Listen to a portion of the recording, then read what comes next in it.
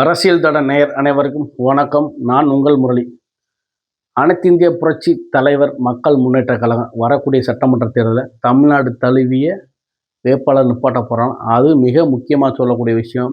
அதிமுக முன்னாள் அமைச்சர் எங்கெங்கே நிற்கிறாங்களோ அந்த தொகுதியில் கண்டிப்பாக ஒரு ஆள் நம்ம வேட்பாளர் நிற்கணும்பா. நின்றுட்டு காலி பண்ணிக்கணும். இந்த வரக்கூடிய சட்டமன்ற தேர்தலை எடப்பாடியோட கோஷ்டி சுத்தமாக காலி பண்ணுறோம். அதே மாதிரி எங்கள் அக்கா பெற்ற ஒரு பயிரிக்கையில் தினகரன் அந்த பயில இந்த வரக்கூடிய சட்டமன்ற தேர்தலை காலி பண்ணணும். அப்போத்தான் என் மன நிம்மதியாக இருக்கும். எனக்கு 2 கண்ணு போச்சுன்னா எதிரிக்கு ஒரு கண்ணு போயே ஆகணும். நான் விடவே மாட்டேன்.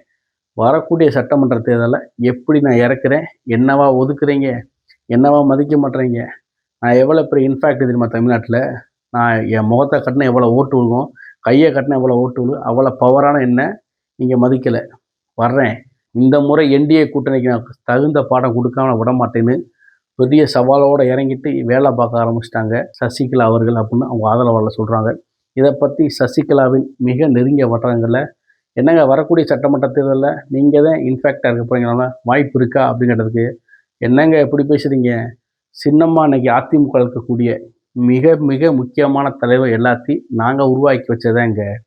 அவங்க சிறைக்கு சொல்லும்போது ஒரு நம்பிக்கையான ஆள் கட்சியை பாதுகாக்கணும், திரும்ப வந்து கொடுத்துருவான்னு சொல்லி எடப்பாடி பழனிசாமி அன்னைக்கு கூப்பிட்டு முதலமைச்சர் ஆக்கி வச்சுட்டு அம்மா பொதுச்செயலாளர் இருக்கப்ப சிறைக்கு சென்று விட்டாங்க. அன்னைக்கே அவங்களுக்கு ஒரு சந்தேகம், எடப்பாடியை நம்ப முடியாது அப்படின்னு சொல்லி கூப்பிட்டு பாலில் சத்தியம் சூரத்தில் சத்தியமாக பண்ணி நான் வந்தால் பதவி விட்டு தரேன்னு சொல்லிட்டு போனார். அதை நம்பி அவங்க சிறைக்கு போனாங்க. சிறைக்கு போய் சிறு காலம் கூட ஆகலை, பதவியில் அனைத்து பதவியும் என்னை நீக்கிட்டாங்க. எடப்பாடி பழனிசாமி இன்னைக்கு இந்த இடத்துல இந்த பொசிஷனில் இருக்கிறதுக்கு மெயின் காரணமே சின்னம்மாதான். ஆனால் இன்னைக்கு அப்படிப்பட்ட சின்னம்மாவை கட்சியில் ஒரு அடிப்படை உறுப்பினராக கூட ஏற்றுக்கிற மாட்டேன், என்ன அவங்களா தேர்ந்தெடுத்தாங்க, மக்கள் தேர்ந்தெடுத்தாங்கன்னு தொடர்ச்சி எடப்பாடி பழனிசாமி பல்வேறு குற்றச்சாட்டு வைக்கிறேன். அவரு கூட செய்கிறது சசிகலா அவருக்கு பிரச்சனை இல்லை. சொந்த அக்கா மகன் நடந்துக்கிட்டு இவருமே ஃபுல்லாக சசிகலா அவருக்கு எதிராக எல்லா வேலையும் செய்கிறாரு. திடீர் சாம்பார் திடீர் இட்லின்னு பல்வேறு விமர்சனங்களும் தினகரன் வைக்கிறாரு. அவங்களுக்கு மிக மனவேதனை ஏற்படுத்துது. அன்னைக்கு 2021 அவங்க வந்த அன்னைக்கே அரசியல் இறங்கியிருப்பாங்க. பாஜக சொன்ன அழுத்தத்தினால நீங்கள் கொஞ்ச நாளைக்கு இப்போத்தே சிறையில் வந்திருக்கீங்க, வெயிட் பண்ணுங்கள், மெல்ல மெல்ல உங்களை அதிமுகவில் இணைக்கிறதே எங்கள் வேலை, வெயிட் பண்ணுங்கள் அப்படி சொல்லி தொடர்ச்சி அவங்கள 2021 26 வரைக்கும் உட்கார வச்சுட்டாங்க. எம்பி எலெக்ஷனில் சொன்னது வெயிட் பண்ணுங்கள், சட்டமன்றத்தில் இணைச்சலான்னு சொன்னாங்க. இப்போ போய் கேட்டதுக்கு இல்லை எடப்பாடி உங்களை கண்டிப்பாக இணைக்கவே முடியாதுங்க, அவங்கள இணைக்கிற மாதிரி வாய்ப்பு இருந்தால் நீங்கள் கூட்டணிக்கு வரக்கூடாது ரொம்ப ஸ்ட்ரிக்டாக சொல்லிட்டாரு. வேறு வழி இல்லை, நீங்கள் இணைக்க முடியாதுன்னு சொல்லிட்டு பாஜகவும் கழட்டி விட்டுருச்சு, ஒரு பக்கம் அதிமுக கழட்டி விட்டாங்க. சரி நம்ம அக்கா அம்மா இருக்கானு பார்த்தா நாளைக்கு அந்த பையன் கூட்டணின்ற பேரில் போய் எல்லா பேரும் கழட்டி விட்டாங்க. இதுக்கு மேலே நம்ம ரொம்ப மௌனமாக இருந்தால் வரக்கூடிய காலங்களில் நம்மளோட அரசியல் வாழ்க்கை மிகப்பெரிய கேள்விக்குறியாகும்.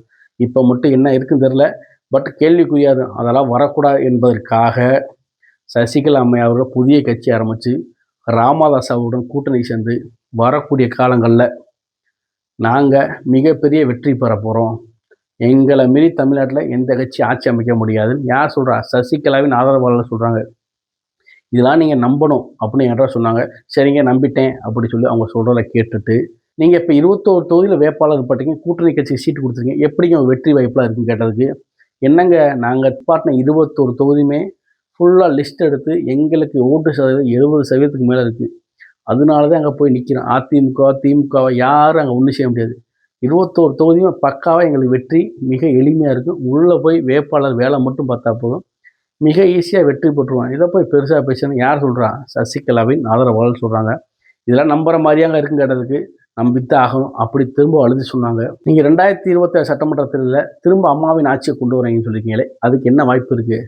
கண்டிப்பாக நாங்கள் தமிழ்நாடு எல்லா தொகுதியிலையும் யார் முக்குளத்தூர் வாக்கு எங்கே அதிகமாக இருக்கிறதோ அந்த இடத்துல பூரா கண்டிப்பான முறையில் வேட்பாளர்கள் நிப்பாட்டி மிக மிக எளிதில் வெற்றி பெறக்கூடிய தொகுதியை சூஸ் பண்ணி கண்டிப்பாக வெற்றி பெறுவோம். அதிமுக இந்த முறை மண்ணை கவியாகணும். அது அம்மாவின் அதிமுக இல்லை, எடப்பாடி பழனிசாமியின் அதிமுக. அதனால கண்டிப்பாக தோல்வி சந்திக்கும்.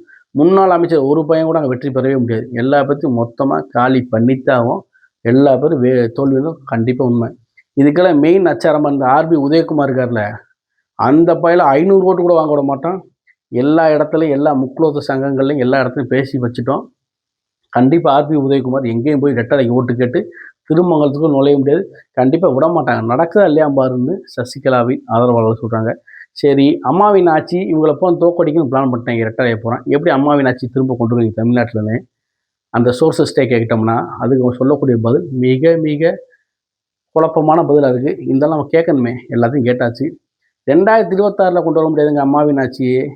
கண்டிப்பாக எடப்பாடி பழனிசாமி 2026ல் தோல்வி சந்தித்து மண்ணை கவிடுவார். 2026 சட்டமன்றத்தில் தோல்வி எடப்பாடி சந்தித்த உடனே கட்சி பூரா சின்னம்மாவை தேடி வந்துடுவாங்க.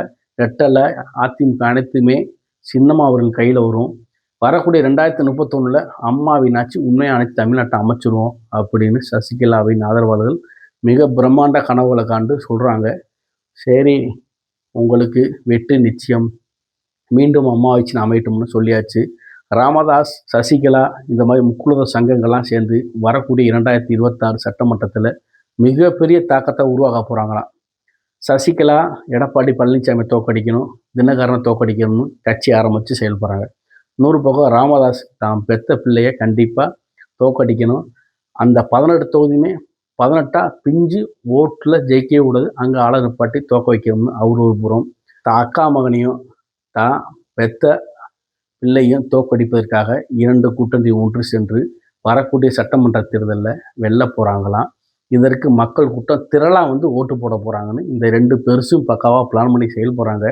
ஆனால் பிளானா மொக்க பிளானான்னு தெரில.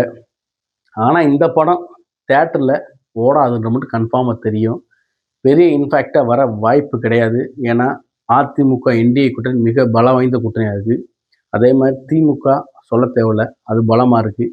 இந்த கூட்டணியெல்லாம் தாண்டி இந்த சசிகலா ராமதாஸ் கூட்டணி தமிழ்நாட்டில் பெரிய அளவில் மாற்றத்தை கொண்டு வர போதான் அப்படின்னு சொல்கிறாங்க.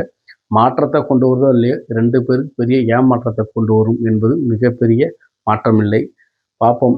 வரக்கூடிய 2026 சட்டமன்ற தேர்தலில் இவங்க போட்ட பிளான் என்ன நடக்க போகுது, யாரை தோற்கடிக்க போகிறாங்க, யார் சட்டமன்றத்துக்குள்ளே போக போகிறாங்க, என்ன நடக்க போகிறது என்பதை வரக்கூடிய காலங்களில் அடுத்தடுத்த வீடியோக்களை தெரிஞ்சுக்கலாம். இந்த வீடியோ பிடித்திருந்தால் சப்ஸ்கிரைப் பண்ணுங்கள், கமெண்ட் பண்ணுங்கள், ஷேர் பண்ணுங்கள், லைக் பண்ணுங்கள். நன்றி, வணக்கம்.